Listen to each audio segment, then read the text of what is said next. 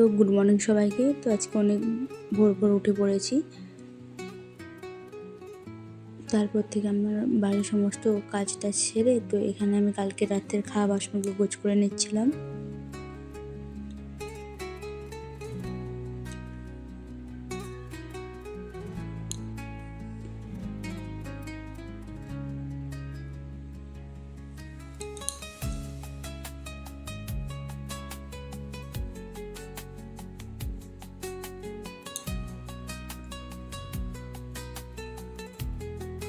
তো তারপর আমি কিছু কাচতে দিয়ে দিয়েছিলাম এখানে, সেগুলোকে মেলে দিচ্ছি।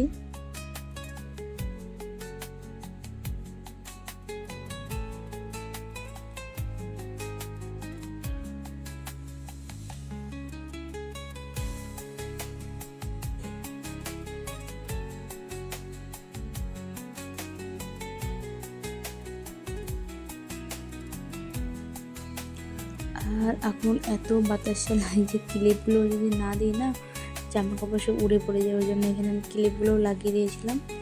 তারপর আমি চলে গেছিলাম বাজারে। তো কিছু বাজার করার জন্য নিয়ে এসেছিলাম শাক, ঝিঙে আর বেগুন।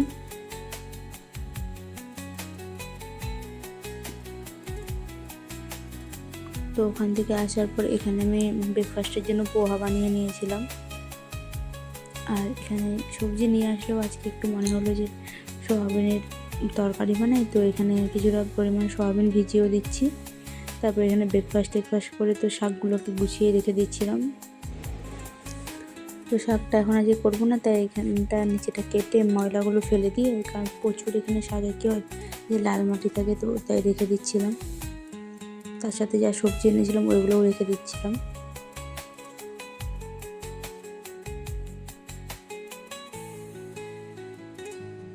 তো এখানে সোয়াবিনের তরকারিটা করে নিচ্ছি।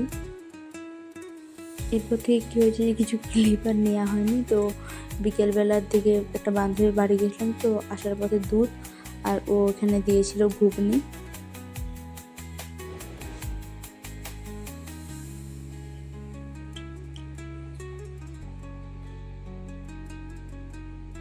তারপর এখানে দুধটা হালকা গরম করে নিয়েছিলাম তো দই বসানোর জন্য, আর কিছুটা পরিমাণ দই ছিল সেটাকেও দিয়ে দিলাম, নিয়ে ভালোভাবে ফেটিয়ে নেব। এখানে রেখে দিয়েছিলাম। তো পরের দিন সকালবেলা তো দইটা খুব সুন্দরভাবে বসে গেছিলো। যেরকম মিষ্টি দই হয় না যে কেটে যায়, ঠিক ওরকমভাবে যে মনেই হচ্ছিল না যে এটা টক দই না মিষ্টি দই। দেখে তো বুঝতেই পারছেন, কিছুটা পরিমাণ নিয়েও নিচ্ছিলাম। তো আজকে ভিডিওটা আমি এখানেই শেষ করছি। কেমন লাগলো জানাবেন। আবার আসবো একটা নতুন ভিডিও নিয়ে। সবাইকে টাটা।